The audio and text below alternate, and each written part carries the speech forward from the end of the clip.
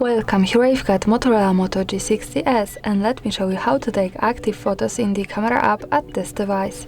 So let's start by tapping on the camera button to open it, and for now we are on standard photo mode, so let's stay here and move a little bit up to this small button above the shutter, so we can get access to more options about the camera we can manage with active photos at the third place. So by using these three buttons from the right we can manage this.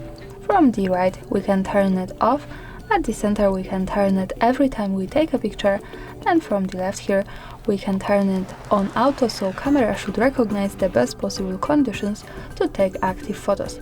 Now let me turn it on every time we take a photo, because I want to show you how it works.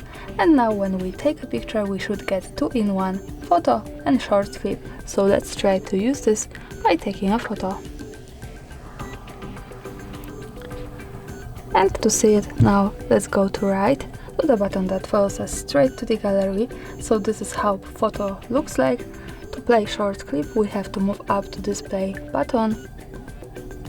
And as you can see, this is how the short video looks like. We can stop it to see again the photo. And that's all, thanks for watching, subscribe our channel and leave the thumbs up.